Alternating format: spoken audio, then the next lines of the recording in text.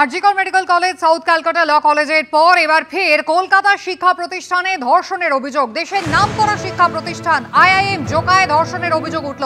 কসবা ল কলেজের ঘটনা ঘটেছিল গত মাসের 25 তারিখ। তারপর এবার আইআইএম জোকার বয়েজ হস্টেলে ধর্ষণের অভিযোগ উঠেছে দ্বিতীয় বর্ষের ম্যানেজমেন্ট পড়ুয়ার বিরুদ্ধে। কর্ণাটকের বাসিন্দা ওই পড়ুয়াকে ইতিমধ্যেই গ্রেফতার করেছে পুলিশ। তার বিরুদ্ধে দুটি ধারায় মামলা রুজু করা হয়েছে। সরাসরি আমাদের দুই প্রতিনিধি হরিদেবপুর থানা চত্বর থেকে মহিত ঠাকুর চক্রবর্তী এবং আমাদের প্রতিনিধি পার্থপ্রতিম ঘোষ। পার্থ, গতকালই অভিযোগ দায়ের হয়েছে, ঘটনা কবে ঘটে, কখন ঘটে, নির্যাতিতার বয়ানে এখনো পর্যন্ত কি জানা যাচ্ছে পুলিশ সূত্রে, কি কি অভিযোগ রয়েছে?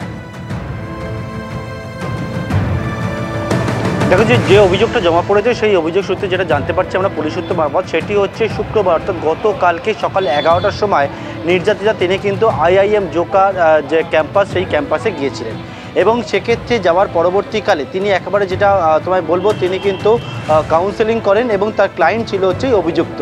এবং অভিযুক্ত যে ক্লায়েন্ট তার কাছে যখন যাওয়ার জন্য কাউন্সেলিংয়ের জন্য যান, যখন তাদের সঙ্গে আগে কথা হয়েছিল এবং সেইটা যাওয়ার পরে যে জায়গায় একেবারে রেজিস্টার করে ঢুকতে হয়, যেটা হচ্ছে ভিজিটার বুক রেজিস্টার, সেই ভিজিটার বুক রেজিস্টারের কাছে এই অভিযুক্ত সে ছিল এবং তাকে কিন্তু একেবারে যে ভিজিটার বুকে সই করতে মানা করা হয়, এন্ট্রি করতে মানা করা হয়।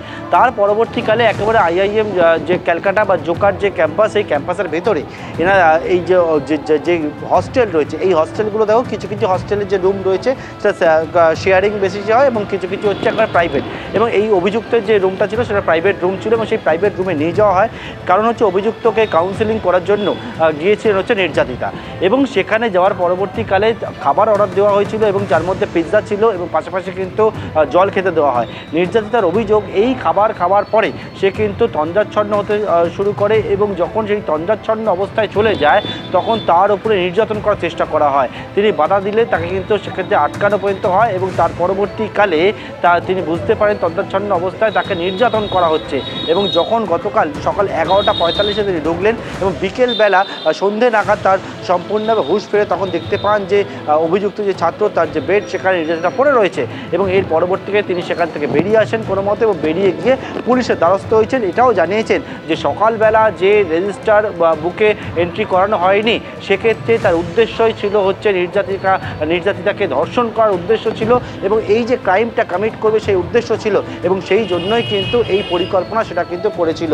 এবং ইতিমধ্যে তোমায় বলবো, এই যে অভিযোগ নির্যাতিতা করেছে সেই অভিযোগের পরিপ্রেক্ষিতে ধর্ষণ এবং আরও একটি ধারা, যেটা হচ্ছে কোনো কিছু খাবার খাইয়ে কোনো অপরাধকে কমিট করা যে ধারা, সেই দুটি ধারায় মামলা হয়েছে এবং আইআইএম জোকার যে দ্বিতীয় বর্ষের ম্যানেজমেন্টের এই পড়ুয়াকে গ্রেপ্তার করেছে, তাকে আদালতে পেশ করবার করে পুলিশ জানাচ্ছে যে বিষয়টা আরও বিস্তারিত এই তদন্তের পিছনে বা এই ঘটনার পিছনে আরও কী রয়েছে সেটা এখন জানার চেষ্টা করছেন তদন্তকারী আধিকারিকরা। একেবারে পার্থ, তুমি আমাদের সঙ্গে থাকো, আমি ময়ূকের কাছে চলে যাবো। ময়ূক, ইতিমধ্যেই দ্রুতকে আদালতে নিয়ে যাওয়ার তোড়জোড় শুরু হয়েছে, অন্যদিকে অভিযোগকারিনী তার মেডিকেল লিগাল টেস্ট, সেটা নিয়ে কি ভাবনা চিন্তা পুলিশের? দেখো, সরাসরি ছবি এই মুহূর্তে আমরা দেখাচ্ছি হরিদেবপুর থানার সামনে থেকে। ওই ম্যানেজমেন্ট পড়ুয়া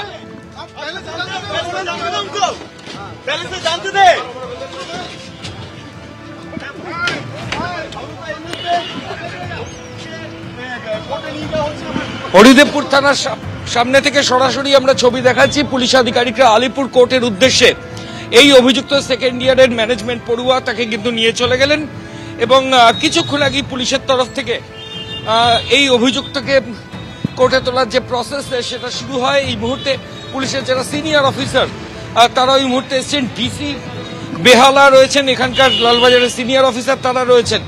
এখনো পর্যন্ত যে খবর আমাদের কাছে রয়েছে যে এই গোটা ঘটনায় পুলিশ আধিকারিকরা বেশ কয়েকটা জিনিস, প্রশ্ন উত্তর এখনো পর্যন্ত তদন্তকারী আধিকারিকরা পাননি।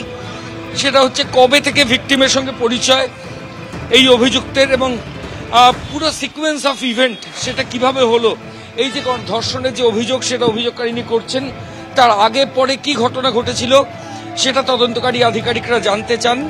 ইতিমধ্যেই পুলিশের তরফ থেকে জিজ্ঞাসাবাদের প্রক্রিয়া অভিযুক্তকে শুরু হয়েছে, এমনটাই পুলিশ সূত্রে খবর এবং কোর্টে তোলা হচ্ছে। কোর্টে পুলিশ আধিকারিকরা নিজেদের কাস্টাডি নেবেন। মেডিকো লিগাল যে ফর্মালিটিস থাকে রেপের কমপ্লেনের ক্ষেত্রে সেটা ইতিমধ্যেই হয়ে গেছে ভিকটিমের এবং এই ভিকটিমের 1/6 ম্যাজিস্ট্রেটের সামনে গোপন জবানবন্দির যে প্রক্রিয়া সেটাও পুলিশ আধিকারিকরা করবেন এবং অভিযুক্তকে আর অল্প কিছু সময়ের মধ্যে কোর্টে প্রডিউস করে নিজেদের হেফাজতের জন্য তারা প্রেয়ার জানাবেন। দেশের অন্যতম সেরা শিক্ষা প্রতিষ্ঠান যেখানে ধর্ষণের অভিযোগ উঠেছে, কসবা ল কলেজের পর এবার জোকা আইআইএম এ ধর্ষণের অভিযোগ উঠল। আর সেই ঘটনায় ইতিমধ্যেই গ্রেফতার করা হয়েছে দ্বিতীয় বর্ষের ম্যানেজমেন্টের ছাত্রকে। কর্ণাটকের বাসিন্দা এই ছাত্র, যাকে ইতিমধ্যেই আপনারা দেখলেন, হরিদেবপুর থানা থেকে আদালতে নিয়ে যাওয়া হচ্ছে এবং পুলিশ সেখানে একে নিজেদের হেফাজতে চাইবে। তবে জিজ্ঞাসাবাদ প্রক্রিয়া কিন্তু প্রাথমিকভাবে শুরু হয়েছে, যদিও একাধিক প্রশ্ন উঠতে শুরু করেছে। এই পড়ুয়ার বিরুদ্ধে অভিযোগ, ভিজিটার্স বুকে এন্ট্রি ছাড়াই কিভাবে সে তরুণীকে বয়েজ হোস্টেলে নিয়ে গেল। হোস্টেলে ধর্ষণের অভিযোগ যখন সামনে আসছে তখন নিরাপত্তা রক্ষীরা তারা কোথায় ছিলেন? এই ধর্ষণের ক্ষেত্রে কর্ণাটকের বাসিন্দা ধৃত এই যুবক কি একাই জড়িত, নাকি এর সঙ্গে আরো কেউ সেদিন ছিল? আবারও কথা বলবো, ময়ূক ঠাকুর চক্রবর্তী রয়েছেন আমাদের সঙ্গে সরাসরি। ময়ূক, একেবারে কসবা ল কলেজে গণধর্ষণের ঘটনার ক্ষেত্রে আমরা যেমনটা দেখেছিলাম যে সার্কামস্টান্সিয়াল এভিডেন্সেস অত্যন্ত গুরুত্বপূর্ণ ছিল, যার মধ্যে সিসিটিভি ফুটেজ খুব ইম্পর্টেন্ট এবং সেখানে নির্যাতিতার বয়ানের সঙ্গে মেডিকো লিগাল টেস্টের রিপোর্ট সমস্তটা কিন্তু মিলিয়ে দেখা হয়েছিল এবং গণধর্ষণ হয়েছে এই ইনফারেন্সে পৌঁছতে পেরেছিলেন তদন্তকারীরা। সেখানে এই আইআইএম জোকার ক্ষেত্রে সিসিটিভি এখনো পর্যন্ত তোমার নজরে প্রাথমিকভাবে ঠিক কি পড়ছে, কারণ এই লগবুকও তো তদন্তের আওতাধীন হবে? দেখো, প্রথমে তোমায় যেটা জানাই, কিছুক্ষণ আগেই পুলিশের তরফ থেকে যেটা জানানো হচ্ছে যে আইআইএম কলকাতার যে সিকিউরিটি গার্ড এবং হোস্টেল ইনচার্জ, এই দুজনকে পুলিশ আধিকারিকরা অলরেডি ইন্টারোগেশন করা শুরু করেছেন। হোস্টেল ইনচার্জ অর্থাৎ যে ব্লকে ওই অভিযুক্ত পড়ুয়া থাকতো এবং যেখানে গোটা ঘটনা ঘটেছে, এই রেপের যে প্লেস অফ অকারেন্স, সেই হোস্টেলের যিনি ইনচার্জ রয়েছেন এবং আইআইএম কলকাতার যিনি সিকিউরিটির ইনচার্জ রয়েছেন, এই দুজনকে, সিকিউরিটি গার্ড রয়েছেন, এই দুজনকেই কিন্তু জিজ্ঞাসাবাদের প্রক্রিয়া চলছে। কেন এটি ইম্পর্টেন্ট? এই কারণে ইম্পর্টেন্ট, কারণ দেখো, এই যে অভিযুক্ত যে ব্যক্তি, অভিযোগকারিনী যেটা জানাচ্ছেন যে তাকে হোস্টেলের মধ্যে যাবতীয় তার সঙ্গে অত্যাচারের ঘটনা ঘটে এবং সেই সময় সিকিউরিটি গার্ড বাইরে যে কর্তব্যরত অবস্থায় ছিলেন, সে কি দেখেছিলেন? ওই তরুণীর সঙ্গে ওই অভিযুক্তকে অ্যাকাম্পানি করছিল, নাকি তরুণী আগে এসেছেন, অভিযুক্ত পরে এসেছে? এই সমস্ত জিনিসগুলো জানাটা খুব ইম্পর্টেন্ট। তাই ঠিক সেই কারণেই সিসিটিভি ফুটেজ ইতিমধ্যে পুলিশ আধিকারিকরা কালেক্ট করেছেন। তার ভিত্তিতে হোস্টেলের নিরাপত্তার দায়িত্বে যে ব্যক্তি রয়েছেন এবং হোস্টেল ইনচার্জ যিনি রয়েছেন, দুজনকেই এই মুহূর্তে পুলিশ আধিকারিকরা জিজ্ঞাসাবাদ করছেন। আর একটা জিনিস একটু আগে পার্থ যেটা জানালো, সেটা অত্যন্ত গুরুত্বপূর্ণ। এই আইআইএম এর যে হোস্টেল, সেটা একটু ডিফারেন্ট। সেখানে রুম শেয়ার হয়, আবার কেউ চাইলে সে নিজেও একটা রুমে থাকতে পারে। আমরা যে খবর পাচ্ছি যে এই আইআইএম এর যে ধর্ষণের ঘটনা, যে অভিযুক্ত সেকেন্ড ইয়ারের স্টুডেন্ট ম্যানেজমেন্ট পড়ুয়া, সে যে রুমে থাকতো সেটা কিন্তু সে কারোর সাথে শেয়ার করতো না, সে একাই থাকতো। কিন্তু সব থেকে বড় একটা প্রশ্ন যে বিকেল বেলা দিনের আলোয় এরকম একটা ঘটনা ঘটলো, ওই তরুণীকে রুমে নিয়ে গিয়ে সে অত্যাচার চালালো, আর পাশের রুমমেট থেকে শুরু করে গোটা হোস্টেলের কেউ বুঝতে পারলেন না।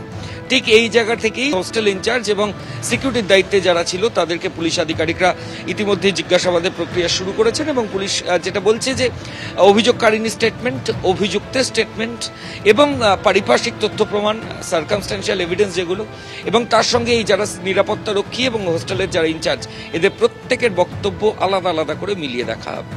ময়ূক, ধন্যবাদ।